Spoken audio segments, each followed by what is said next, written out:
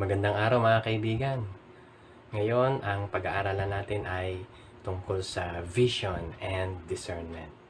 Hinati ko to sa dalawa, merong part 1 and merong part 2. Yung part 1, pag-uusapan muna natin yung vision. Okay. Kaibigan, kung hindi ka pa nakasubscribe ng channel ko, please subscribe and click the notification bell.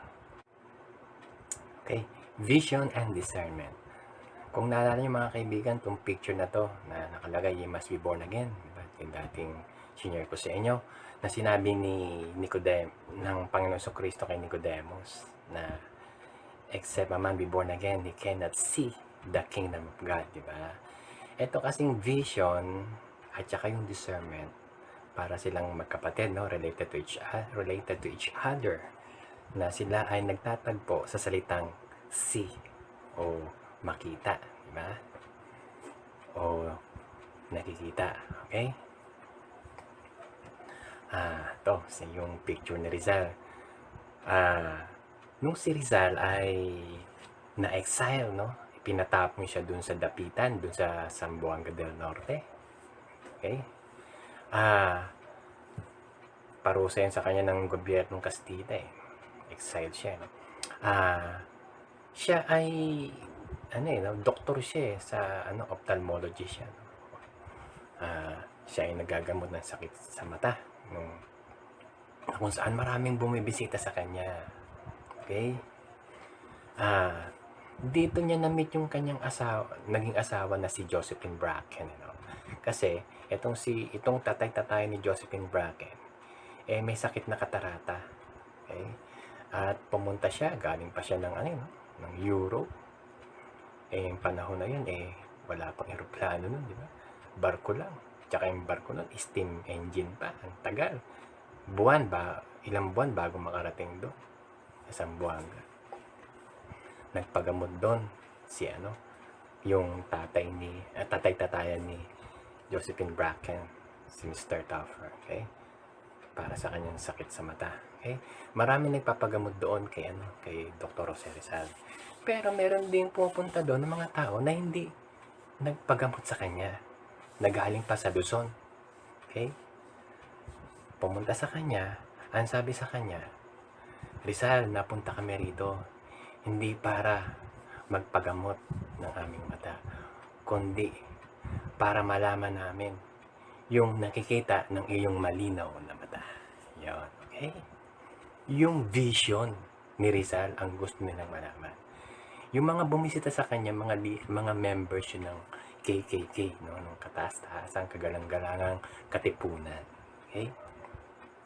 So, vision and discernment. Itong vision of discernment, hindi to katulad ng mga nakikitang vision. No, katulad tong picture na to, no, si Alden Richard. Meron siyang series, 'di ba? Tuwing gabi dati yung The Gift, na kung saan meron siyang pangitain, 'di ba? Na nakikita niya, nakapaginahawakan niya isang tao. Nakikita niya kung ano yung mangyayari doon sa tao niya sa future. No? Hindi ganoon yung vision, hindi third eye na nakikita ni Ed Calwag, no? Hindi ganyan. Ang vision na pinag-uusapan natin, vision and discernment, is according to the Word of God, galing sa Bible. Okay? Ang vision, no, unang-una, yung vision muna yung pag-uusapan natin. Okay? Yung verses na ginamit natin. Okay? Dito, basahin natin yung verse sa Acts chapter 9, verse 12. "And had seen a vision, a man named Ananias coming in and putting his hand on him that he might receive his sight." Okay? Sa 1 Kings naman, chapter 3, verse 9, "Give therefore thy servant an understanding heart to judge thy people, that I may discern between good and bad. For who is able to judge this thy so great a people?" Yan. Ang nagsasalita rito si Solomon sa 1 Kings chapter 3, verse 9. Yan, kasi yung Acts chapter 9, verse 2, andyan yung word na vision. Tapos, dito naman sa 1 Kings chapter 3 verse 9, yan yung word na discern. Diyan ko kinuha yung typer. Okay? Okay, pag-usapan natin yung vision. Okay? Pangitain o pananaw. Okay? Vision is commonly refers to what people sees by his or her eyes. Yet scriptural vision is more than what we can see by our naked eye. Okay? Higit pa sa nakikita ng ating ordinaryong mata. Okay? Yung mga verses na kinolekta ko about vision. Isaiah chapter 1 verse 1. The vision of Isaiah the son of Amos, which he saw concerning Judah. Okay? Dito nakikita yung vision, di ba? Which he saw, sabi ni Isaiah, no? Ezekiel 1:1. And I saw visions of God. Okay? Yung mga visions ay galing sa Diyos. Yung nakikitang mga visions ng mga propeta ay galing sa Diyos. Okay? Daniel chapter 7 verse 1.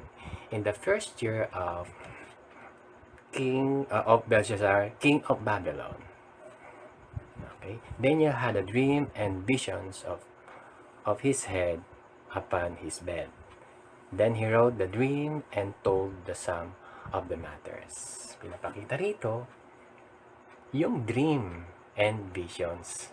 Para magkapatid sila, di ba? Panaginip at pangitain. Parang gano'n, no? Pag mayroong taong nanaginip, commonly, tulog, di ba? Merong taong nanaginip ng gising, parang gano'n yung vision, di ba? Okay? So, related sila. Parang pinagpapalit-palit yan sa may ibang verses na mabasa nyo. Vision, dreams and vision, related sila. Okay. The vision of Samuel. Ito ay simula sa 1 Samuel chapter 3, verse 1 to 15. Okay? Basahin ko lang yung verse 1. Meron na akong kinuwang pinuto na verse dun eh. The word of the Lord was precious in those days. There was no open vision. Okay? Tapos, dun sa 1 Samuel chapter 3, verse 15. Excuse me. And Samuel lay until the morning and opened the doors of the house of the Lord. And Samuel feared to shew Eli the vision. Okay? Dito, yung sinabi ritong the word of the Lord was precious in those days. There was no open vision. Alam nyo, marirealize natin yung kahalagahan ng isang bagay kapag wala na to eh. Commonly ganon, kapag may namatayan ka, pag meron kang namatay na kamag-anak, umiiyak ka, naalala mo yung mga mabubuting ginawa niya. Okay? Parang ganon. So, at iba pa, no? Dito, yung salita ng Diyos, merong time na walang mensaheng binibigay ang Panginoon. Walang visions, walang prophecies. During this time, na kung saan dito, bata pa si Samuel. Okay? Walang open vision. Kaya pinapakita dito na mahalaga ang salita ng Diyos sa panahon na yun. Okay? At this time, yung batang Samuel, yung gagamitin ng Panginoon para ipakita ng Diyos kung nais siyang sabihin sa mga tao. Okay? Pag-usapan natin, Dito, yung word of vision, lumitaw sa verse 1. Tapos, sa verse 15. Pero, yung sa verse 2 hanggang verse 14 ng chapter 3 ng 1 Samuel, walang word na vision yan. Okay? Ano ba yung sinabi rito? Ano ba yung kwento niyan? Ganito, yung nasa pagitan na verses dyan, verse 2 hanggang verse 14, ganito, na kung saan, si Samuel, nung siya ay matutulog na isang gabi, nakahiga na siya, may narinig siyang boses, tinawag yung pangalan niya. Samuel, Samuel. Yun. Balikwas siya. Takbo siya dun sa kanyang teacher, sa kanyang master. Kay Eli. Master, tinatawag niyo ako. Sabi yun, hindi Sige, matulog ka na, hindi kita tinatawag. Natulog ulit si Samuel. Tapos may tumawag uli sa kanya, Samuel, Samuel. Nagising uli siya. Pumunta uli siya doon kay Eli, no? Tapos sinabi ni Eli, "Oh, bakit pumunta ka na naman?" "Eh, tinatawag niyo ako eh." "Hindi sabi ni Eli. "O sige, matulog ka na ulit." Natulog uli si Samuel. Maya-maya tumawag na naman ang Panginoon. Takbo na naman si Samuel doon kay Eli. Master, anong kailangan niyo?" Eh di naisip ngayon ni Eli na tinatawag siya ng Panginoon. Okay? So, ang sabi niya ngayon kay Samuel, Samuel, kapag may tumawag uli sa'yo, yan ang Panginoon eh. Sabihin mo, narito ang inyong alipin, nakikinig po ako sa inyo. Ayun, okay? So, natulog uli si Samuel and then tumawag uli ang Panginoon sa kanya. At doon sinabi niya, "Sige po Panginoon, ako'y makikinig sa inyo." So, hanggang kinabukasan nung nagsalita ng Panginoon, meron siyang sinabing visions, okay? Kay Samuel. At yung verse 15, kinabukasan, basahin ko muli. "And Samuel lay until the morning and opened the doors of the house of the Lord.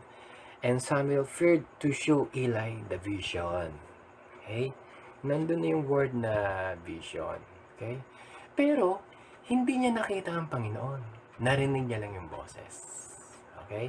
Pinapakita rito na ang vision ay hindi lamang nakikita, kundi naririnig, maski hindi mo nakikita. Pwedeng magbigay ng vision ang Panginoon o ng mensahe ang Panginoon sa tao. Okay? Naririnig niya lang. Okay, next. Paul sees the vision even he is blind. Okay, ito yung sa Acts chapter 9 verse 12. Ito yung binasa natin kanina. Okay, and sa basahin ko uli. "And had seen in a vision a man named Ananias coming in, and putting his hand on him that he might receive his sight." Na kung saan, itong si Apostle Paul ay nabulag kasi siya nung siya ay papunta sa authorities, na kung saan siya ay may authority, hingi siya ng authority para arestuhin yung mga Kristiyano, para ikulong, di ba? O saktan niya. Dahil, hindi pa siya Kristiyano nun, persecutor pa siya ng mga Kristiyano. Subalit, along the way, on Damascus Road, na-meet niya ang Panginoon, na merong maliwanag na ilaw na galing sa glory ng Panginoon Jesucristo. Di ba? At doon siya nabulag. At nung nabulag siya, nakita niya si Ananias na papunta sa kanya. Yun yung vision ng Panginoon. Na kahit na bulag ang isang tao,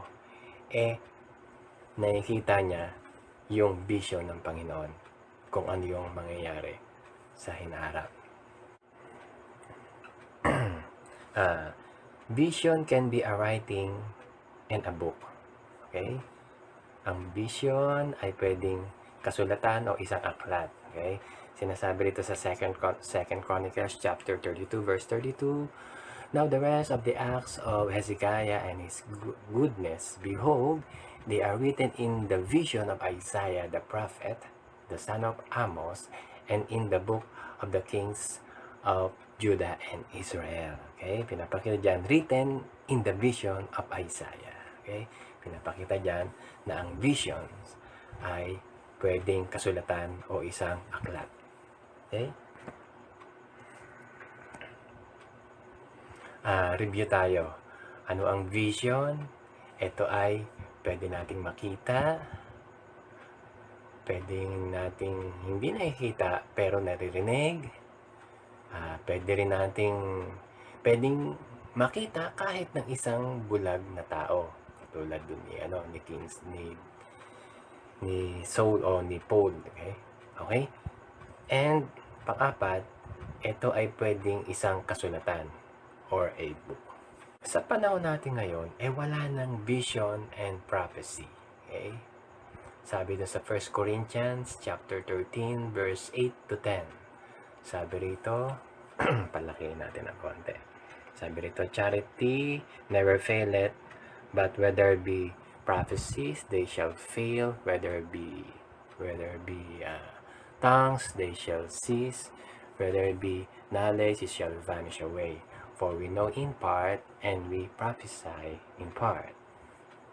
But when that which is perfect is come, then that which is in part shall be done away. Okay? Nakalagay dyan, yung in close parenthesis ko, Bible, ano? Okay. Sabi dito sa mga sentences na to, itong verses na to, no? Sa 1 Corinthians chapter 13 verse 8 to 10, na mawawala na yung prophecy, mawawala na yung tongues, okay? Yung tongues, languages to, no? Tapos, kasi daw, sabi rito, but when that which is perfect is come. Kapag dumating na raw yung perfectong salita ng Diyos, Bible ang tinutukoy dyan. Dahil ang Bible na yung kompletong prophecy, kompletong visions, pangitain na binigay ng Diyos para malaman natin yung kalooban niya. Okay?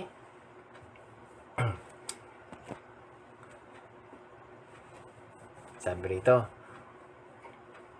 kung meron mang vision ngayon, kasi maraming mga false prophets, ba, no? Maraming lumilitaw sa YouTube, sa Facebook, no? Na mga mga sinasabi nila, ay meron akong pangitain, na yung bang yung nakapunta raw sila sa langit, nakausap nila ang Panginoon Kristo. Meron ng iba naman, sinasabi nila, napunta daw sila sa impyerno at nakita nila yung mga nagdurusang mga kaluluwa doon. Okay? Kung meron mang present visions, no? Kasi may mga pastor din nagsabi, meron akong vision sa Panginoon. Kung hindi yan in accordance to the Word of God,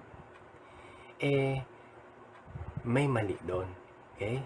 Dapat yan ay ayon sa salita ng Diyos. Kasi sabi nga dun sa naunang verses na pinakita natin dun sa 1 Corinthians 13, na mawawala na yung mga vision na yan. Okay? Yung nabanggit ko na yung sa mga katulad ng mga palabas sa TV, no? Yung kay Jessica Soho, maraming ganun no? Maraming mga video ganun na testimony nila, nakita nila ang Panginoon, nakausap nila. So, ganun din yung sa Hell din, no? Tsaka yung sa 700 Club, di ba? Meron din ganun testimony, pinapatulan nila yun. Hindi nila alam na wala na yun kasi sabi ng Bible, no? So, may mga sablay doon. Pero hindi ko sinasabi na hindi totoo yung kanilang experience, no? Maaring totoo yung experience nila, no? May mga experience sila na halimbawa yung may namatay na kamag-anak, lolo o lola, tapos nagpakita sa kanila. Maaring totoo yun, totoong nagpakita sa kanila yung kanilang kamag-anak. Pero sa Bible ang sabi, di ba, na ang diablo mismo can transform into an angel of light. Pwede tayong madaya ng diablo. Na ang diablo, pwede siyang magayang angel at pwede niyang gayahin at kahit na sinong tao dito sa mundo na mga patay man o buhay man. At kayang gayahin itsura pati yung boses ng kamag-anak nating namatay para madaya tayo. Okay? So, itong Bible na ito, itong salita ng Diyos na dapat nating pahalagaan kasi ito yung nagbibigay sa atin ng katotohanan Dito natin nalaman yung katotohanan at kaligtasan na kay Kristo Jesus. Kay Jesus Kristo lamang ang kaligtasan. Dito natin nalaman sa Bible. Sana pahalagaan natin itong Bible. Diba? Yan ang gusto kong i-emphasize na ito ang dapat nating batayan ng katotohanan. Okay? Dito natin ibata yung ating prinsipyo sa ating buhay. Yung sinasabi ni David sa Psalms 19 verse 11, moreover by them is thy servant warned, and in keeping of them there is great reward. No? Etong salita ng Diyos, di ba? Sabi ito, is thy servant warned. Ito yung naglalayo sa atin sa kapahamakan. Ito yung nagwa-warning sa atin para tayo hindi mapahamak, di ba? Tapos sinasabi, and in keeping of them, there is great reward. Kapag ina-apply mo sa buhay mo ang salita ng Diyos, pagpapalain ka ng Diyos. Okay? Yan ang sinasabi dun sa Psalm chapter 19, verse 11. Okay? Ayan po mga kaibigan, mga kapatid. Marami pong salamat sa inyong pagsubaybay. Sa susunod po, yung part 2. Okay? God bless you.